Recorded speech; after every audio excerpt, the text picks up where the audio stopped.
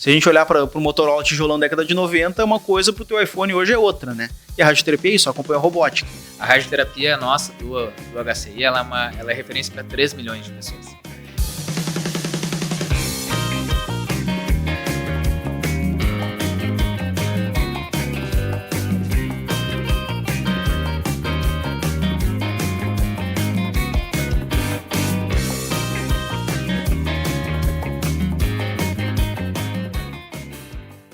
Salve, salve, moçada do esporte, tempo todo aqui na Casa da Terra Vermelha, José Bonifácio com 12 de outubro, a esquina das entrevistas semanais, e nessa semana pós-feriado, dose dupla, duas figuras, não aquelas velhas conhecidas que temos trazido aqui, mas nem por isso, obviamente, menos importantes.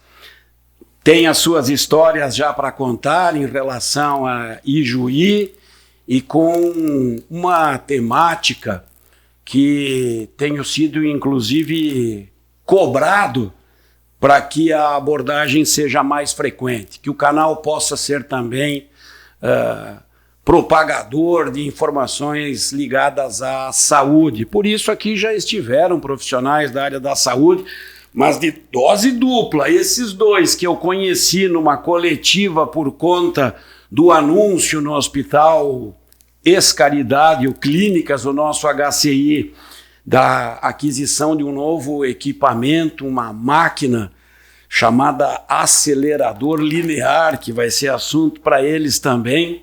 Eu tenho muita alegria em receber, que eles tenham aceitado o convite.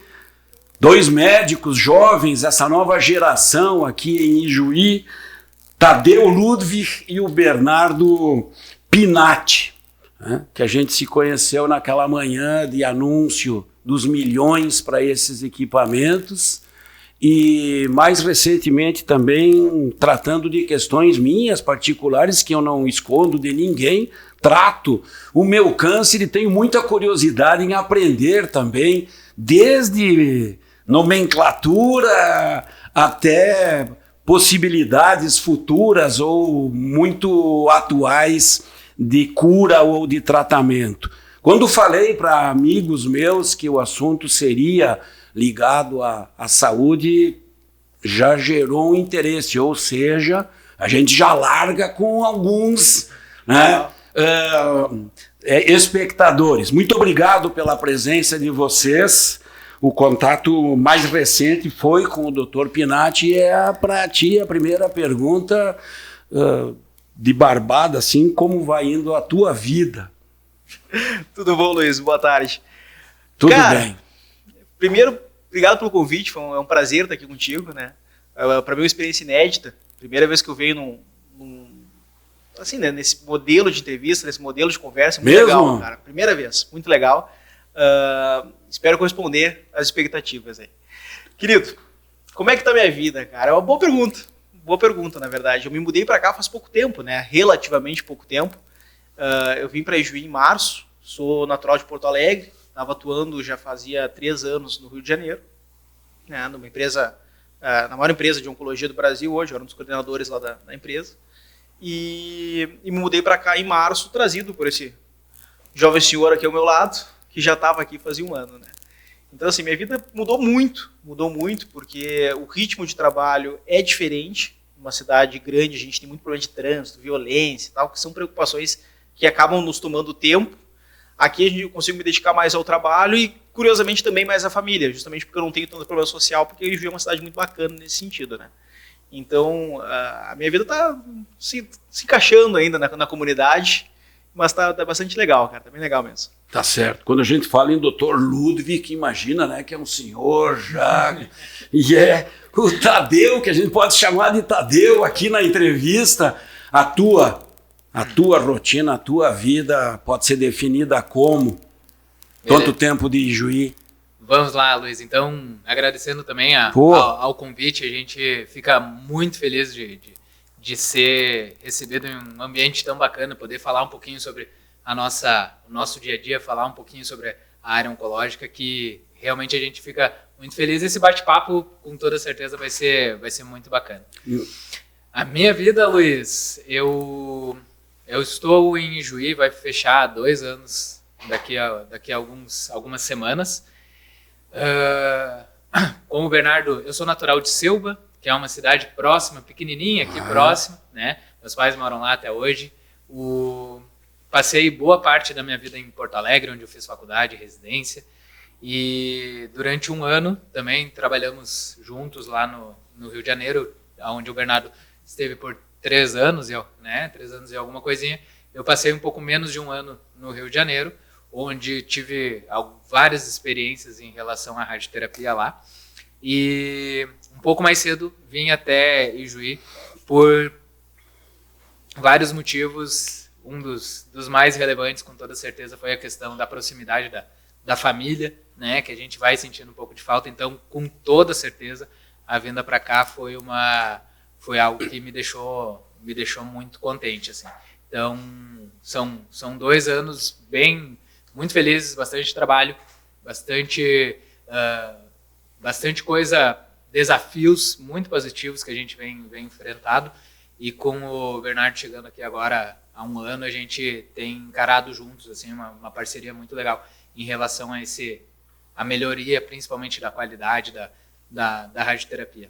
Levantou o telefone, mandou um WhatsApp, disse o quê? Bernardo, preciso de ti, tem uma proposta irrecusável, precisou convencê-lo, falar com a esposa. Então, né, o Bernardo a gente teve bastante tempo de conversa para que fosse assim, mas para que a gente alinhasse isso aí, mas desde o primeiro momento que a gente conversou sobre isso, ele foi receptivo desde o primeiro momento. Ele e a esposa foram receptivos desde o primeiro momento e a gente começou a conversar um pouquinho mais, né? Ele precisava, obviamente, entender um pouquinho mais. Eu vim mais já conhecedor da região, mas quando eu conversava com o Bernardo, assim, a gente foi tendo um papo muito legal. Ele sempre foi muito parceiro, topou. A gente sempre trabalhou muito bem junto, né? Então, desde o primeiro momento ele topou essa conversa e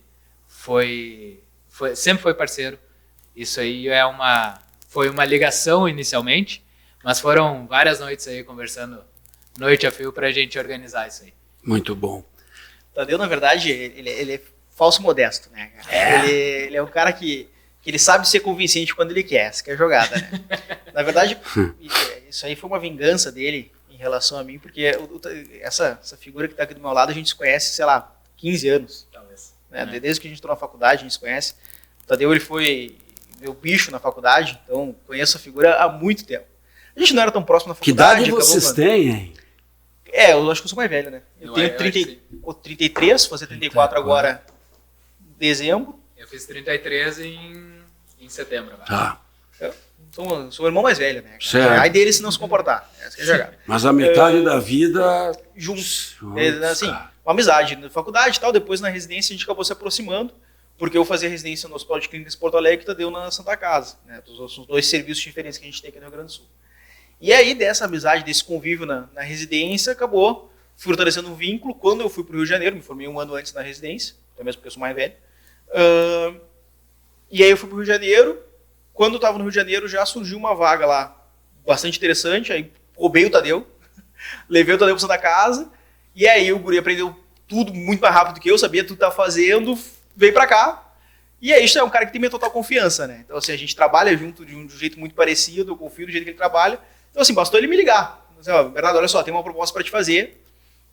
Vim me ajudar aqui a tocar uma mudança no serviço da radioterapia de Juí, que ele já estava fazendo há 1 ano. É 1 ano e pouco já que você já estava aqui, né? Então, assim, não foi muito difícil me convencer. Eu confio no trabalho da criatura, né? Então foi meio fácil. Eu faço modéstia, bastou me ligar. Tá. A partir de agora vamos combinar que não tem pergunta para um ou para outro. Vocês interajam, né? Beleza. Tipo esses programas aí da Globo News, do Canal Livre da Bandeirantes, está aparecendo, né, Rosana? Hein, Tiagão? Mas assim, outro dia eu tive uma conversa com ele que oficialmente se chama de consulta, e tu tentou me passar a ideia de que às vezes o bicho não é de 2 cabeças, que o câncer não é tudo isso, é mais a denominação. Pode ser isso mesmo ou é um papo de vocês para ir introduzindo o assunto? Vamos fazer o seguinte, deixa tu responder assim. Porque eu já respondi na consulta. Vamos pegar uma resposta diferente. Vê se é diferente a resposta, para não ser viés. Mas é que o público não sabe o que ele me respondeu. Exato. Depois ele responde também. Vamos rebater. Vamos. Então, a gente tem um tabu muito grande na oncologia. Né? A palavra câncer, ela infelizmente ainda tem um peso muito grande. Né? A pessoa, muitas vezes, acontece de escutar a palavra câncer, receber o diagnóstico de câncer e achar que vem junto um diagnóstico de uma doença incurável, certo? Ou pior, né? De achar que isso condena a pessoa a morrer. Né? A pessoa imagina quando recebe esse diagnóstico.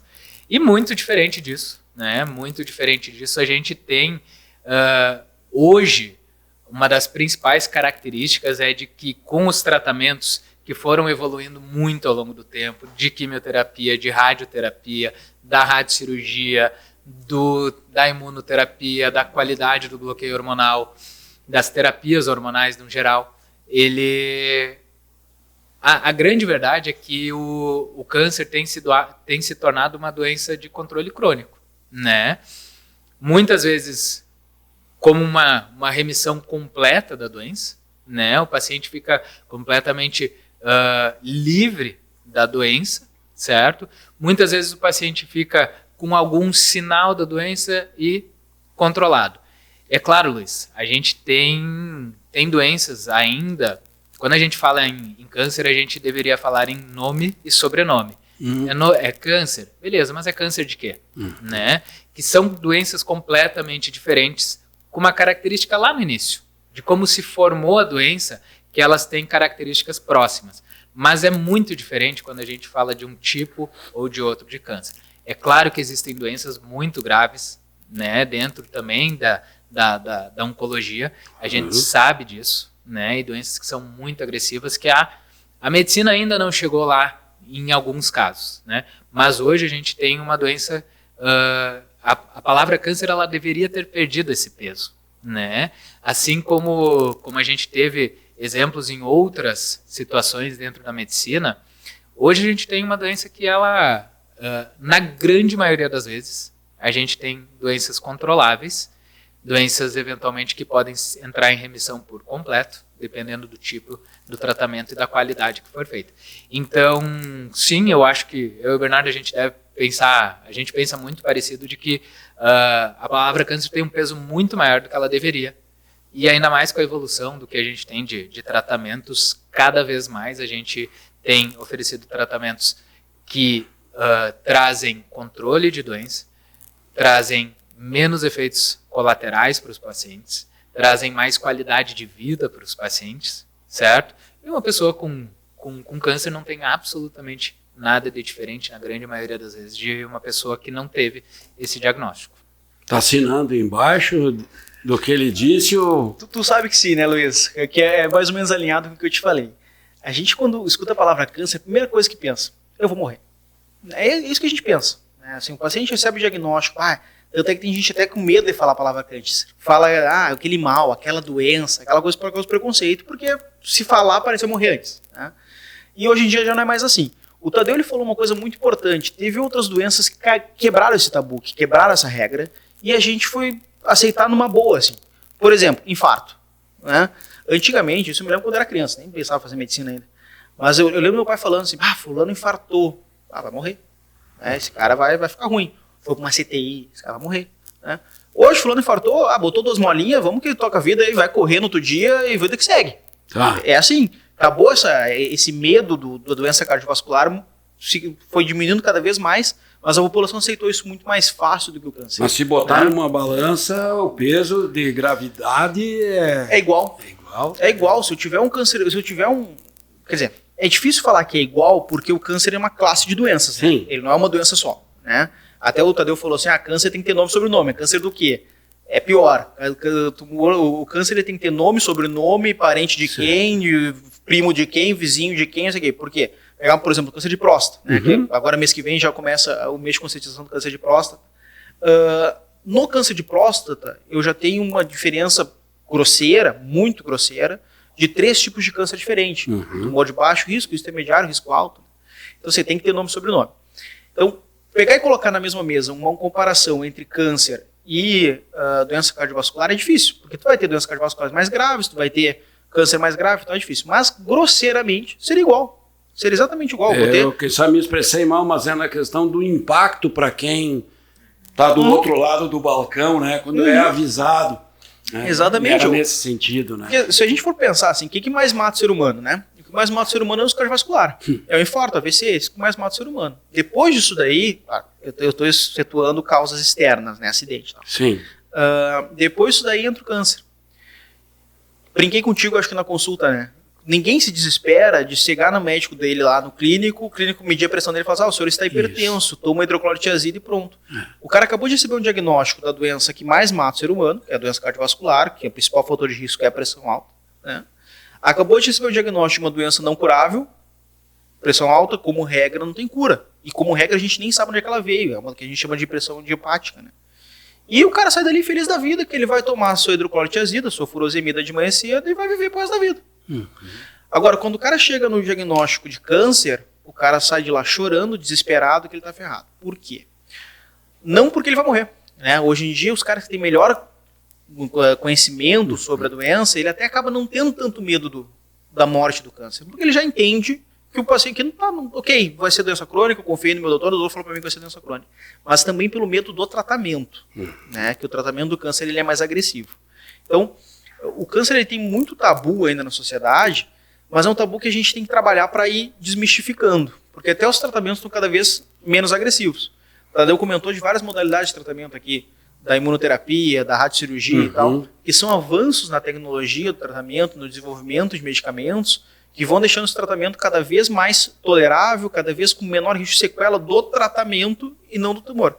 Então, o câncer ele tem que ser mudado a nossa concepção. Ele deixou de ser aquele negócio, vou morrer, e eu tenho que mudar também o medo do tratamento. Que a gente tem muita doença, por exemplo, que a gente tem muito preconceito, principalmente câncer de mama. Eu vou ficar careca, vai cair cabelo, aquela coisa. Ok, isso ainda é uma realidade para determinados cânceres, mas a regra é o paciente fazer seu tratamento e, ok, tudo bem, vida que segue, não estou sentindo nada. Né, ou quando muito efeitos adversos que a gente consegue conviver. Né? Mas concordo com o Tadeu, acho que câncer o pessoal tem muito medo sem motivo hoje em dia. Tem algo em que vocês discordem? Tem, eu sou colorado e ele é gremista. Exato. Mas é um colorado também um pouquinho fake colorado e um fake gremista aqui. Sério? A gente não acompanha tanto futebol assim. A gente gosta, né? A gente não gosta dá tempo, porque não curtem. Não dá tempo. Não dá tempo. Né? Ultimamente tu tem uma guriazinha. Tem. E o Ludwig? Não, eu não tenho filho. Eu namoro, né? Certo. Então, mas a questão de tempo mesmo o que a gente tem feito ultimamente é realmente trabalhar bastante. Assim. Tá, dá uma ideia desse trabalho. O que é essa rotina de vocês lá? Como radio-oncologistas do nosso HCI? Cara, a rotina do radio-oncologista, na verdade, ela é uma rotina bastante diferente do que a gente está acostumado a pensar numa rotina médica, né?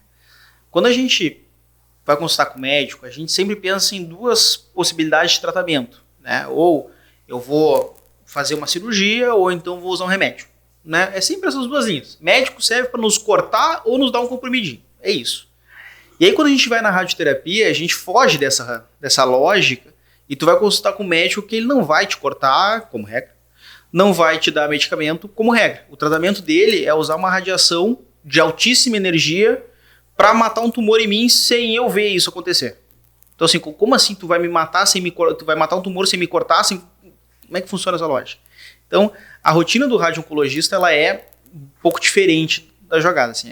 É uma especialidade que ela é muito multidisciplinar. Eu trabalho com físicos, trabalho com enfermeiros, com técnicos de terapia, com técnicos de enfermagem, administrativo, muito junto. Assim. É uma equipe multidisciplinar muito coesa dentro da radioterapia.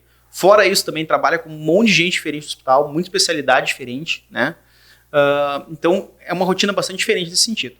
Fora isso, o fato de eu trabalhar sempre com radiação ionizante, né, ela exige uma precisão no planejamento do paciente, na precisão da entrega do meu tratamento e tal, que às vezes outros tratamentos não exigem, né. Claro que todo tratamento médico tem que ser preciso, né, isso de maneira inegável.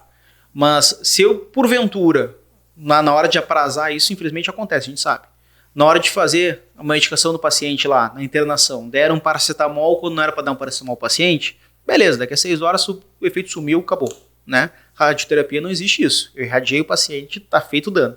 Então a gente tem todo um protocolo de segurança, de rotinas e tal, para ter certeza que a gente vai estar irradiando com esse raio-x, que é um raio-x muito forte, onde eu preciso, como eu preciso e na hora que eu preciso, né? Então a rotina, ela é muito mais restrita na tolerância ao erro, né? Então essa que é a diferença. A gente tem, Luiz, a diferença, como o Bernardo estava falando, quando a gente forma médico, é muito comum a gente ter uma folha de papel, um carimbo, uma caneta, paracetamol 500mg, amoxicilina 500mg, e a gente está acostumado com isso, né? A nossa prescrição é usar um aparelho para fazer o tratamento, né? A gente usa a unidade Gray, certo? Que é a unidade de medida da quantidade de radiação que é absorvida pelo corpo, né?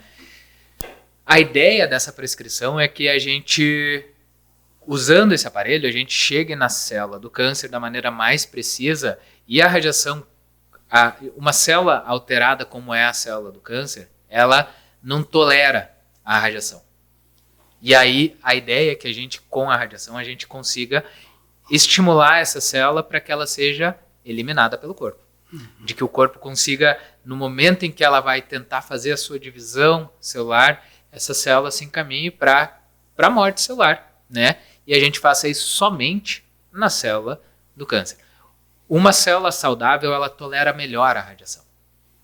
Ela fica machucada, faz algumas inflamações que podem acontecer, e isso gera alguns efeitos colaterais. Então, quanto mais preciso for, melhor. Mas uma célula saudável, dificilmente ela vai ser encaminhada para morrer pela radiação. Mas a célula do câncer não, né? Então, como o Bernardo estava falando, a gente tem uma rotina um pouco diferente da rotina habitual que a gente está acostumado do médico em si, né? Mas a única diferença é que ao invés de fazer o tratamento com um comprimido, com uma medicação endovenosa ou com uma cirurgia, eu estou usando um aparelho para fazer o tratamento, né? E 99% dos nossos tratamentos eles são com doenças, com oncologia, com câncer, né?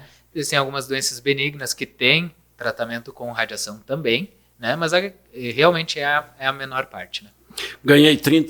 Tive 39 sessões, nenhum efeito colateral. Nada. Isso é ótimo. Nada. Né? Isso tem vários motivos. Visível no caso, né? Não sei. Mas se você não... O tiro ter sido dado do lado, daí... Não, né? Mas também não, né? Sim. As pessoas, no geral, morrem de medo da radioterapia. Por desconhecimento, né? A grande maioria dos pacientes realmente não ficam com nenhuma sequela do tratamento. Eu ia dizer, eu não sou uma exceção lá porque eu sou um ex-atleta ou algo assim. A grande maioria não sai com... A grande maioria dos pacientes... Não menciona nada dele. Não, a grande maioria dos pacientes pode até ter alguns efeitos leves durante o tratamento, né? E os efeitos da radiação eles vão depender da localização do tratamento, certo? Quando a gente faz o tratamento de um câncer de próstata, por exemplo, a gente tem que pensar na anatomia da pessoa, né? Se a gente tem a próstata aqui e próxima, colado na próstata, a gente tem intestino e bexiga, são esses dois órgãos que podem sofrer durante o tratamento, né? Mas a grande maioria deles se recupera super bem, o paciente fica absolutamente sem sintomas. Quando a gente faz um tratamento de um câncer da orofaringe, né, da região da garganta, sim, a gente tem que pensar quais são os órgãos que estão próximos ali, e os efeitos colaterais da radioterapia que podem acontecer vão ser mais relacionados com a região de tratamento.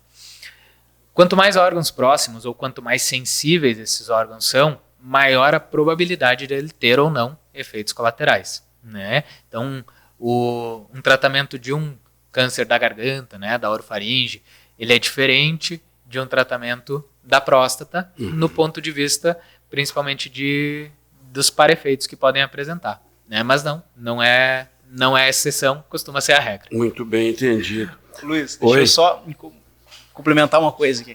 Vai. Hoje, curiosamente, eu estava dando aula para o pessoal da Unijuí de efeitos adversos de radioterapia, né? Tiram tempo para aula? Ou para os residentes? Não, para o pessoal da faculdade. Leciona na Unijuí? Não sou professor da Unijuí. Não. Não, foi professor voluntário, digamos assim, né, em funções estratégicas. Tá, mas não é uma coisa de rotina deles, foi uma aula que pediram e eu fui dar. O que é importante, assim, né, gente? A radioterapia, ela é um tratamento, como o Tadeu falou, localizado, né? Então, se eu estou tratando a próstata do paciente, o paciente veio com tosse, não é da radioterapia. Então, nós temos que, muitas vezes, investigar o que está acontecendo para ter certeza que a gente não está deixando passar nada, né? Porque ele é uma doença localizada, tá certo? Tu comentou assim, será que não erraram o meu alvo? Não, isso não acontece. Por quê? Porque todo o tratamento da radioterapia, ele precisa de um planejamento bem feito. Esse é o melhor jeito da gente controlar efeitos adversos e toxicidade do tratamento e garantir que o paciente vai fazer o que tu fez. Seu tratamento, sai de lá, ok, não aconteceu nada. Foi um tédio meu tratamento, só tinha que ir lá deitar e ir embora. Né? Por quê? Porque a gente tem que calcular com extrema precisão onde é que está irradiando e mais, durante o tratamento a gente tem que fazer checagens regulares de que aquilo que a gente planejou está acontecendo. Né?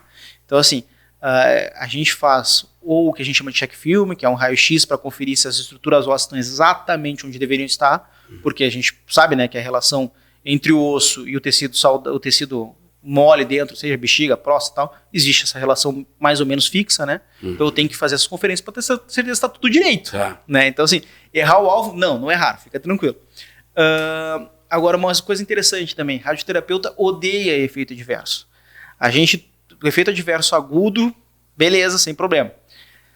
Mas efeito adverso crônico a gente odeia. Se tu for pegar um estudo de radioterapia mais antigo, assim, década de 60, 70, é muito comum a gente ver efeito adverso grau 4, grau 5, o paciente morrer do tratamento. Né? Isso acontece em outras especialidades por riscos de morrer. Por exemplo, o paciente vai fazer uma neurocirurgia, né, locais sensíveis e tal, a gente sabe que existe o risco inerente à morte do procedimento. Para a radioterapia, a gente odeia essa história. Não pode acontecer. Antigamente acontecia porque a tecnologia do tratamento era uma coisa muito mais precária. E até tu já me viu falar isso em público. Para entender a evolução da radioterapia tem que olhar para o celular, né? Se a gente olhar para o Motorola tijolão da década de 90, uma coisa, para o teu iPhone hoje é outra, né? E a radioterapia é isso, acompanha a robótica. Então a precisão do tratamento aumentou cada vez mais, a gente ter certeza que a gente está acertando o alvo como deve, está cada vez mais preciso, e a gente não está irradiando o ser saudável também está cada vez mais preciso. Então se a gente for olhar hoje os estudos com radioterapia, o efeito adverso crônico que a gente tolera é grau 1, 2, grau 4, 5, isso não existe mais, é zero. A chance de ocorrência de uma sequela grave do paciente, hoje, com o tratamento bem feito, tecnologia bem utilizada, é zero. O paciente não tem isso de efeito crônico. Né? Quando acontece do paciente ter uma apresentação clínica que possa ter isso aí, a gente tem que sentar e conversar com o paciente. Queridão, seu planejamento é isso aqui, tá pegando tal dose, tal lugar, bonitinho, paciente preto e branco, é isso aqui. Compra o risco? Compra o risco, vamos pro abraço. É assim, tudo bem planejado, bem estruturado para a gente conseguir fazer um tratamento direito. Naquela manhã que a assessoria do HCI nos chamou a imprensa, eu cheguei lá e não conhecia vocês, tinha 2 guris com os olhos brilhando, já subimos junto no elevador, vocês nem sabem, escutei toda a conversa de vocês, já anotei na sequência, eram coisas muito internas, que um dia eu vou cobrar, né? Não, tô brincando, né? Mas subiram muito entusiasmados, né? Deem uma ideia do que é esse novo... É um acelerador que vem? É isso? O que significa isso para essa região, para essa cidade que é o Cacom? Vamos lá, Luiz. Assim, eu acho que a primeira parte é a gente entender o quanto a gente abrange aqui. Né? A radioterapia nossa do HCI ela é referência para 3 milhões de pessoas. Então, hoje... Nós temos dois aparelhos, né, que já fazem um tratamento com intensidade modulada, que é um tratamento com uma precisão maior, né, mas um aparelho como esse que foi adquirido, né, que é um aparelho chamado Halcyon, ele ele nos traz uma precisão ainda maior, ele nos traz uma tecnologia uma segurança maior para o paciente junto nessa precisão, certo? Todos os dias esse aparelho nos dá a possibilidade também de fazer checagens diárias e muitas vezes uma sessão de radioterapia ela dura de 10 a 15 minutos numa média, certo? Muitas vezes a gente tendo uma tecnologia maior eu consigo saber exatamente se esse paciente se mexeu durante esses 10, 15 minutos, né? Se ele teve alguma movimentação de algum órgão interno e não só se mexer, né? Como a musculatura, como mexeu a perna, o braço, os movimentos internos né? E esse aparelho ele consegue nos dar a possibilidade também de fazer essa avaliação que a gente chama de uma avaliação intrafração. A sessão de radioterapia nós chamamos de fração, certo? A avaliação intrafração é outra coisa que é mais um pulo, né? É mais um fator que a gente agrega, agregando qualidade, trazendo uma menor taxa de efeito colateral. Como o Bernardo comentou, radioterapeuta ou radio-oncologista, como queira chamar, nós somos uma especialidade que cada vez mais está buscando fugir de efeitos colaterais, certo? E isso é possível, porque como a tecnologia aumenta, a gente vai agregando fatores que cada vez mais a gente consegue controlar isso, né?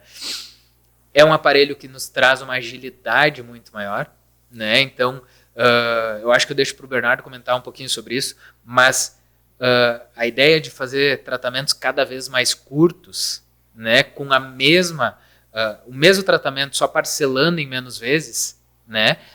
Isso nos traz uma tranquilidade e essas 3 milhões de pessoas que são atendidas, né, que são referenciadas aqui, não só pacientes do SUS, mas toda a rede de pacientes privados e convênios também que a gente acaba abrangendo, eles se beneficiam principalmente porque quando a gente trata câncer, a gente quer fazer um tratamento com brevidade. A gente quer iniciar esse tratamento um quanto antes. Então a gente tem mais essa possibilidade. Eu vou deixar o Bernardo complementar, que essa é uma área dele. Vocês combinaram assim? Eu vou falar assim. Não cara, que nem eu falei antes. O Ludwig já sabe, essa parte é do Bernardo, cara. Não, 15 anos de convivência, pra dar uma ideia, né? 15 anos de convivência, a gente sabe o que o outro tá pensando, né? A verdade é essa. Então, em campo, assim, seriam 2 atacantes, que é Romário o entrosamento é bom. O entrosamento é bom. O entrosamento é bom. O que acontece, cara? O que o Tadeu tava dizendo, na verdade? Foi o motivo pra gente mudar um pouquinho o projeto que existia já há alguns anos da troca do aparelho antigo aqui do hospital, né? Esse projeto já existia, ficou meio enrolado, parte política. A gente sabe que tudo que a gente vai fazer uma aquisição de altíssimo custo, esse aparelho custa 10 milhões de reais, né? Mais obra para adequar o espaço e tal. Então, assim, é um investimento na ordem de 15 milhões de reais, arredondando para cima. Sim. A gente precisa de força política, porque não consegue levantar essa verba sozinho facilmente, né? Então, assim, o que o Tadeu está falando, a gente atualizou esse projeto com esse maquinário novo, foi lançado, então, há poucos anos atrás, que é um maquinário que a gente tem experiência de lidar já de fora. Então. Qual que é a vantagem dessa máquina? Além da vantagem de precisão técnica, né, então eu consegui definir melhor a área irradiada, verificar que eu estou irradiando como eu preciso, que a bexiga está cheia como tinha que estar, como eu planejei, não está um pouquinho mais vazando. Além dessa precisão, eu tenho um benefício social que essa máquina me traz, que é a capacidade de eu conseguir fazer tratamentos cada vez mais curtos, cada vez mais hipofracionados, e até mesmo transformar em rotina, e pela nossa epidemiologia aqui, eu e o Tadeu, a gente trabalha muito com epidemiologia, a gente está sempre analisando o perfil do nosso paciente, né? Analisando nossa epidemiologia dos nossos pacientes com câncer de próstata, a gente vai muito provavelmente transformar em rotina a radiocirurgia de próstata, né? Vocês viram em alguns meios de comunicação que a gente começou em março, depois que a gente assumiu de fato a unidade, fazer radiocirurgia de crânio. Uma senhora, né? Uma senhora. O paciente super bem, 0 de doença no crânio, não tem nada do crânio, nenhum efeito adverso, uma maravilha. Não é mais nosso primeiro caso, a gente já tem vários casos na sequência aí. Mesmo? Mesmo, tem paciente com mais de 8 lesões tratadas e está super bem.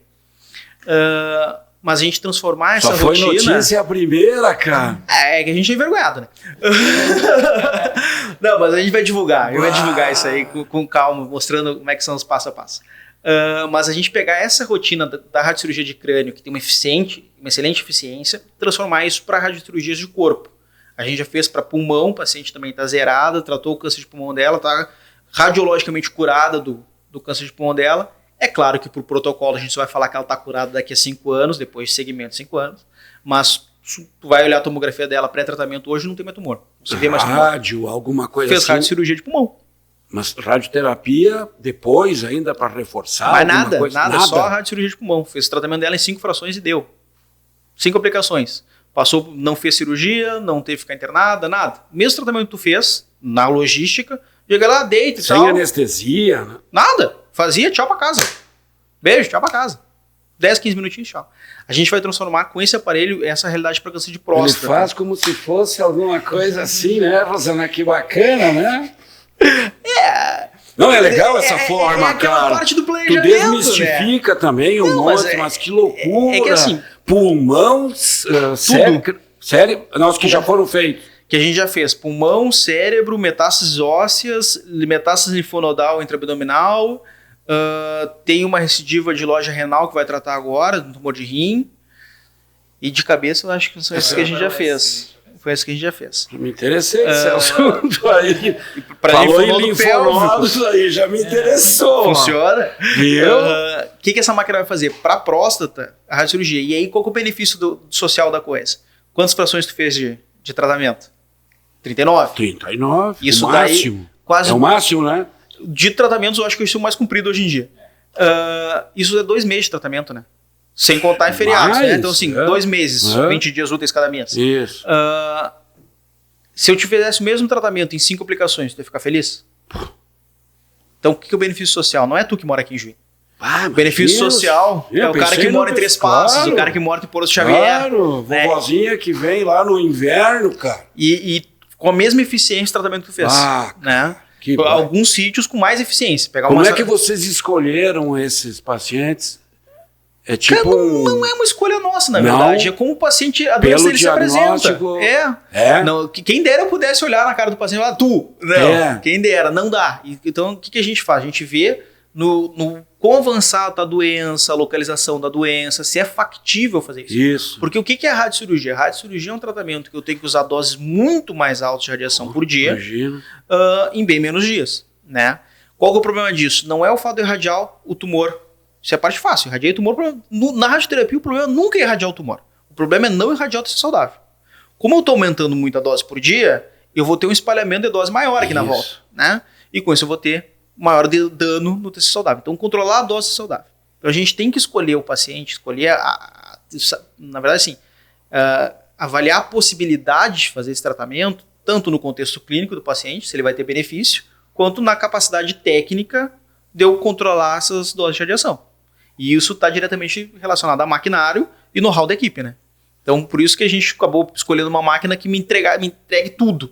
Me entregue precisão, me entrega possibilidade de tratamentos diferentes que eu tenho hoje, ganho social, e aí se reflete em ganho econômico, né? Se eu tenho um paciente fazendo 39 aplicações, no teu caso, tu é de Juiz, tu continuava até eventualmente trabalhando. Paciente agricultor. Fiz à noite. Exato. Agora, não é a nossa regra. A nossa regra pela região é eu tenho um paciente agricultor. Eu tenho um paciente de agricultor lá em Humaitá, vindo para cá 39 vezes, como é que esse cara trabalha? Sim. Impacto financeiramente no cara. Nem. Então, impacto financeiramente no paciente, na saúde, de trazer o cara 39 vezes na Secretaria de Saúde do cara, custo operacional do cara, efeitos adversos, né? Riscos de transportes e tal, custo operacional no próprio hospital, porque eu vou ter muito, é grosseiro falar assim, mas eu vou ter muito consumo de energia muito maior, de luz e tal, fazendo 39 vezes do que 5, né? Então, e sem contar que eu vou conseguir, na mesma máquina, no teu foram 39, então numa matemática grosseira, divide por 5, que é o número de frações dele, eu trato 7, 8 pacientes no número de frações que tu fez, ao invés de tratar um só, né? Então eu trato muito mais gente, que para nós isso é o que o Tadeu falou, muito importante. A gente tem 3 milhões de pessoas referenciadas para cá. Isso é um serviço também de Santa Casa de Porto Alegre, né, que tem 5 máquinas. A gente tem que se virar em 2, né? Então é esse o benefício. Tá, eu vi em termos assim de cuidados com a saúde e água, vocês tomam, o que mais vocês cuidam? Eles fazem alguma atividade física, os dois vão na academia, jogam pádel. Hã? Vou começar. O quê, meu? Acharam que era só pergunta barbada aí? Então, Fit? por hora. Não, porque com 30 e poucos o cara não nem tá, né? Sim, agora vocês vão chegar nos 58 para ver o que é. Eu comecei a cuidar da minha saúde, de fato, foi a partir desse ano. Né? Eu sempre fui um cara que nunca joguei bem, mas sempre fui um cara que gostou de praticar esporte, alguma coisa. E aí a gente entra numa dificuldade da medicina que a gente se perde nisso aí, Luiz. E a gente acaba se entregando um pouquinho realmente a gente entra numa faculdade que demanda muito, né? E de certa maneira a gente dá essa desculpa para nós mesmos de eventualmente deixar de se cuidar um pouquinho e tudo mais. Eu voltei a me cuidar agora esse ano e tô tentando trazer esse cara aí pra academia junto comigo, porque minha qualidade de vida mudou a partir desse ano. Eu faço funcional, faço uma musculação funcional, mas obviamente a minha qualidade de vida, minha qualidade de sono... Percebeu isso? Com toda certeza. Que loucura. Com toda certeza. Ano passado foi um ano um pouquinho mais cheio para mim, em termos de... enfim, é mudança de cidade, é mudança de... preparação para a prova aqui, preparação ali. Então foi um ano um pouquinho mais intenso, mas a partir desse ano eu comecei a me cuidar e se alguém quiser aqui, tem que chamar esse cara aí para se cuidar junto também. E tu colocou na agenda como um compromisso e consegue cumprir, ou vai quando abre uma folga, alguma coisa assim? Cara, então, isso, para mim isso aí foi quando girou uma chave assim na mente, assim. Para mim a questão do exercício físico, ela foi eu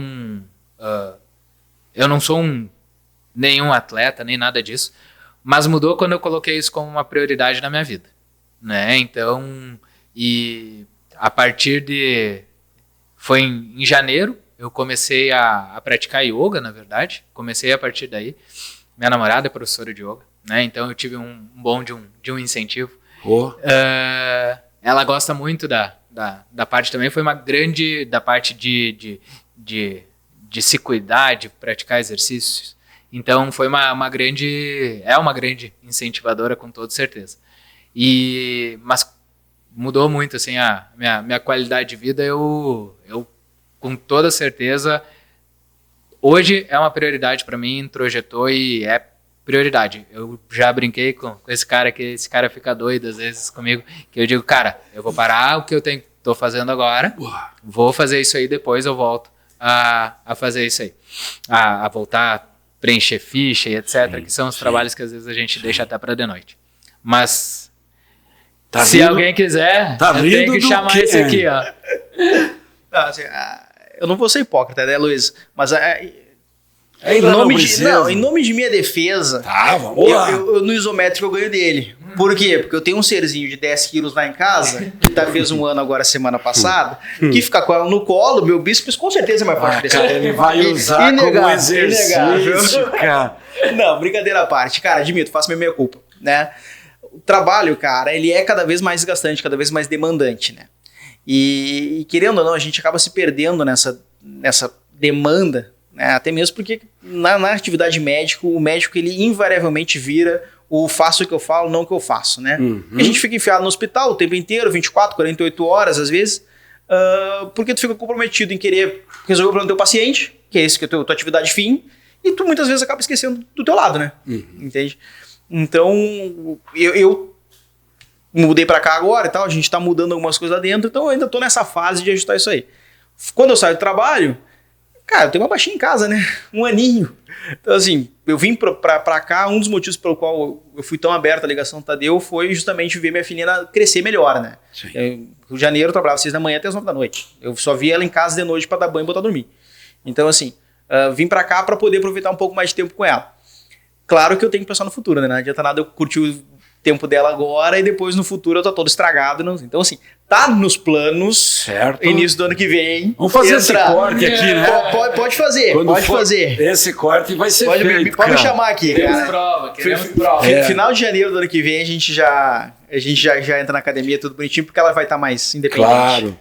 Para ficar nesse assunto, a atividade física, ela previne doença, ela pode reduzir um câncer, ela auxilia os sobreviventes. A atividade física faz mágica, né? Essa que é a verdade.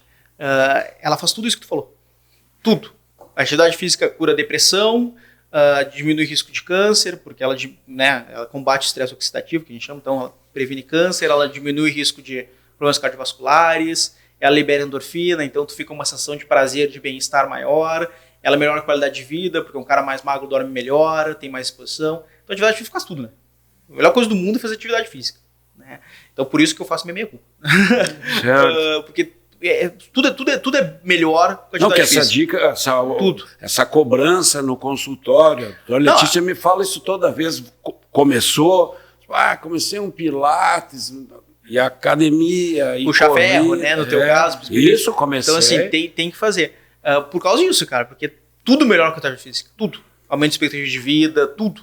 A atividade física faz melhor. Então por isso que o Tadeu tá certo, ele tem que ir pra academia mesmo. Né? Tem que ir pra academia, tem que fazer exercício físico. Eu tenho, além de tudo isso é algo que acontece comigo muito.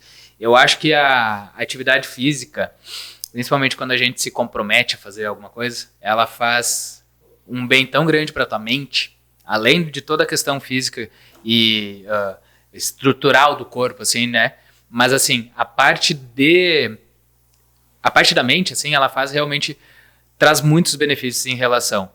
A tua qualidade de sono melhora. A performance no trabalho melhora. O teu relacionamento melhora. Tu se sente mais disposto para isso, né? Eu já vi relato de, por exemplo, alguém que, por exemplo, com a filhinha maior, por exemplo, quando ela vinha correndo, uma pequenininha assim, né? Quando vinha correndo para ele, assim, ele tinha alguma dificuldade até para segurar ela, né?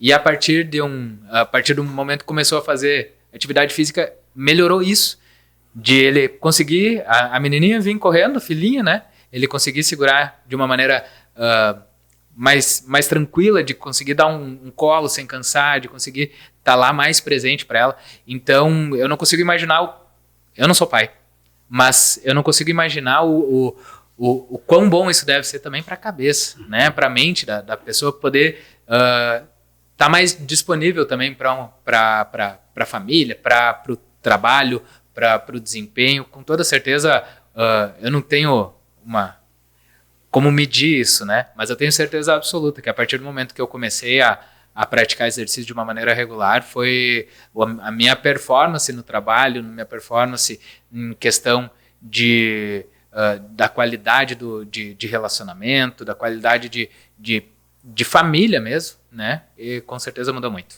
Alimentação? A alimentação foi o meu segundo passo, sim, né? Mas com toda certeza hoje é algo que eu cuido mais. Mas ela faz uma diferença gigante, né? E já que a gente está falando em relação aos nossos pacientes, assim, a alimentação, isso, ela, junto com o exercício físico, né? Ela vai prevenir doenças cardiovasculares. Uma alimentação saudável vai prevenir doenças oncológicas, vai prevenir vai te melhorar a imunidade, né? Vai te trazer uma questão psicológica também importante, porque tu vai se sentir melhor, né? E tem uma frase que é meio clichê, assim, mas a gente é aquilo que a gente come, na prática, né? E ela é uma frase que ela realmente tem uma profundidade muito grande, porque a gente literalmente, né, precisa de toda a energia da alimentação que a gente tira. Então, ela considera a alimentação algo fundamental, assim, na vida da pessoa. Tem esse cuidado maior que ele? Cara, vou te falar que até comigo eu como bem, não vou mentir não. Mesmo? Aí eu vou fazer minha propaganda aqui, eu como direitinho, cara, não é muito ruim não. O meu problema é o café, né? Café toda hora. Que curiosamente não existe um estudo mostrando assim, que o café realmente é vilão ou não é, tá certo? Mas ele impacta na qualidade de sono, né? Tu fica mais elétrico, mais excitado e tal. Então esse que é o problema. Mas me alimento bem. A dieta, ela é extremamente importante para tudo, né? Essa frase clichê que o Tadeu falou é muito verdade. Senão a gente é o que a gente come. Literalmente, né? O que a gente come, nós viramos aquilo que nós estamos ingerindo. Curiosamente, no Rio Grande do Sul, a gente tem alguns hábitos alimentares que são bem ruins para a saúde da nossa população, né? A gente está muito acostumado com o interior, embutido, né? Defumados, certo? Água muito quente, chimarrão, que isso são fatores de risco já comprovados para cânceres, né? Então, a gente começar a olhar com atenção porque a gente está comendo no nosso dia a dia, né? No nosso tipo de alimentação cultural, é uma coisa muito interessante a gente começar a fazer, né? Nós tratamos muito cânceres de esôfago, né? Justamente por causa disso, porque a gente se alimenta muito mal. A gente tem muito câncer de estômago, que se alimenta muito mal, câncer de reto, que se alimenta muito mal, né? Então, a gente começar a olhar para a nossa sociedade gaúcha e ver assim, olha, gente, aquele negócio, não, pode comer o teu salaminho, isso daí, o churrasquinho de domingo e tal, assim, talvez a gente dá uma olhada, assim, não, pera um pouquinho. Ao invés de fazer um churrasquinho no final de semana, cara, faz um peixe assado, faz uma coisa mais leve, mas é difícil. Essa mudança, o problema da mudança alimentar é que ela é demandante, ela exige uma disciplina maior até que da academia. Porque a academia tu bota um despertador lá e tal, conseguiu organizar a tua agenda, tu vai. Agora a alimentação chega uma hora que aquele prazer do pãozinho, assim, do cachorro quente, do X, é só ligar, tá chovendo, né? Então é mais prático, né? Então é mais difícil tu controlar, mas acho que a longo prazo, tão eventualmente até mais importante do que a atividade física. A gente vê agora no noticiário nacional, estadual, aqui também local, Covid se apresentando de novo, vacina fundamental, fazer as 5 doses, 6 doses, 4 doses, vocês têm uma... Boa pergunta. Mesmo quem está doente, quem está tratando... O que acontece? O Covid, na verdade, ele mostrou... Bom, finalmente uma pergunta boa, né? Legal. Essa é boa. Não, todas as perguntas foram boas até agora, bom. Mas é que essa aí é uma boa pergunta no sentido filosófico da coisa. Tá. Né? Porque o que acontece? O Covid, ele, por ser uma doença nova, a verdade é que demorou muito para a gente ter uma curva de aprendizado de como é que essa doença vai se comportar, o que a gente tem que fazer, que tratamentos fazer, que tratamento fazer. Então teve muita besteira que aconteceu aí nos últimos anos, né? Tanto pelo desconhecimento quanto pelo interesse político da coisa e até mesmo financeiro da coisa, né? Agora o fato é o seguinte, eu tenho uma doença que foi diagnosticada, que teve um impacto social gigantesco e foi desenvolvida uma vacina. Todo mundo tem preconceito com a vacina porque foi muito rápido. Sim, foi rápido. Hoje tu fala com o colega da França no WhatsApp. Antigamente tu mandava uma carta, entregava para um barquinho, o barquinho afundava no meio do caminho, tu tinha que mandar outra, aí o barquinho chegava em Lisboa, se perdia a carta. Então assim, a velocidade de dados, de informação hoje é muito mais rápida. Então o desenvolvimento das coisas ficou mais rápido. Então a vacina ela foi bem desenvolvida, ela foi testada nos parâmetros necessários e foi aplicada. E o que a gente viu, tô falando contigo sem máscara. Cadê o Covid? Existe? Existe. Tem muita gente morrendo de Covid? Não escuto mais falar. Então assim, tá na cara que tem que fazer, né? Tá na cara que a gente tem que fazer. Qual que é o problema? Como é que vai ser a escala dessa vacina? Honestamente, isso é palpite meu. Não tem absolutamente nada ainda bem estruturado, rotina, mundo afora e tal. Isso é palpite meu. Tá? Provavelmente vai virar uma vacina da gripe. Todo ano tem que fazer. E vou fazer. Feliz fazer. Por quê? Porque se mostrou na prática, mostrou eficiência. Né? Não precisa... essa ideia, todo mundo fica rápido. O preconceito com a vacina, a realidade mostrou que não se justifica, né? Então, a minha opinião, eu acho que essa vacina ela vai fazer parte do nosso calendário vacinal anual e a gente vai ter que fazer. E vou fazer numa boa. Vamos lá. Pergunta polêmica. Mas, assim, falando especificamente sobre isso, existe, eu concordo em grande parte com o que o Bernardo comentou. Praticamente, né, não é unânime, acredito. Mas a gente viu algumas coisas parecidas, claro que não na mesma escala e etc., com outras pandemias que também aconteceram, certo? As doenças que são infecto-contagiosas, elas vão eventualmente acontecer, por quê? Porque os micro-organismos eles vão sofrendo mutações e etc., e a gente provavelmente vai acabar vendo a Covid como realmente uma doença que vai aparecer como uma influenza, né? Como um resfriado comum que eventualmente pode aparecer com as suas características, com as suas gravidades, né? E acredito também que a vacina da Covid muito, muito possivelmente entre no calendário vacinal mesmo, anual. Mas, nos eximindo de qualquer interpretação, assim, não é a nossa área de domínio, né? De longe não é a nossa área de domínio, então qualquer uma informação nesse sentido, certamente vai ter gente que sabe mais do que nós nessa área, né? Os infectologistas. Os caras que estudam só isso, né, cara? Sim, então, assim, hoje vocês dividiram, né? Vocês médicos dividiram o corpo humano em... É que é impossível tu saber tudo, né? Não tem como. O comprometimento da excelência Mas o médica doutor Cor, que me atendia quando criança, aqui a 2 quadras daqui, sabia tudo. É verdade, porque o conhecimento médico naquela época era menor. Não. Né? Se a gente for pensar... Mas era o médico da família. Era o médico da família, ele via tudo, assim, bastante anos. Vocês também são, né? Todo médico ele é um clínico geral por definição, né? Então ele se forma clínico geral, depois ele faz especialidade. Sim. Mas o que acontece é que a gente tinha um conhecimento de precisão na medicina muito menor. É até engraçado falar assim, mas se tu pegar um médico no virada do século passado, 1900, o cara estava mais perto de um pajé do que de um médico. Né? Porque o conhecimento refinado, químico, bioquímico, fisiológico e tal, era muito precário, a gente não entendia como é que isso funcionava. Né? Até pensando na radioterapia mesmo, nosso tratamento, tem coisas anedóticas. Assim. Antigamente a gente radiava o paciente até ele ficar vermelho. Antigamente quando?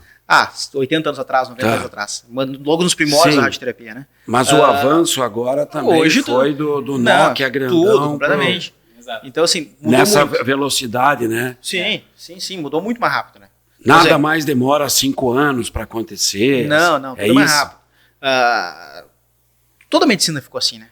Então, se exige muito mais do médico, ele tem que ser um cara que lê muito mais do que trabalha. A verdade é essa, né? Por quê? Porque o conhecimento aumentou. Então, esse médico generalista, ele existe ainda? Existe. Mas ele acaba virando aquele médico referenciador, né? Ele é aquele cara que identifica uma condição que ele sabe para qual médico mandar, né? Então ele faz uma triagem, né?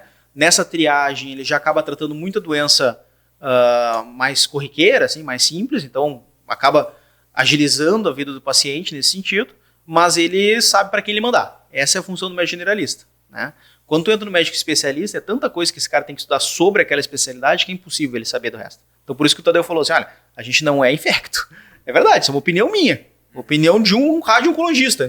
Dentro da oncologia, ainda um cara extremamente especialista, mas é uma opinião. Tá?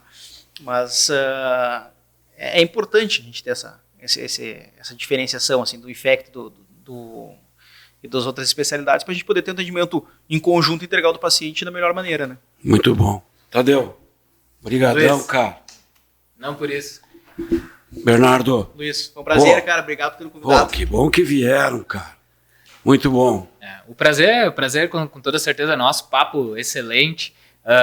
Curtiu? Aqui, com toda certeza. Né? Sempre é bom conversar sobre aquilo que a gente manja, com toda certeza, sobre aquilo sobre bater um papo com pessoas interessantes sempre é válido, com toda certeza. Agradeço bastante o convite, né? E quando quiser bater um papo de novo, eu, pelo menos, vou estar sempre por aqui. Olha aí. Bernardo. Luiz, te agradeço, cara. Primeira experiência muito, muito legal, essa modalidade de conversa, muito legal mesmo. Te agradeço pelo convite. Aí, de novo, sabe? Manda mensagem, a gente aparece aqui. Olha só, o desafio foi grande. 2 e feras ainda, né? Os caras voando baixo aqui no tempo todo, que vai se reinventando a cada semana, as provocações da Rosana. Tiago se virou para deixar os guris, né, enquadrados aqui, né? E agradecido pelos retornos que têm chegado, as manifestações.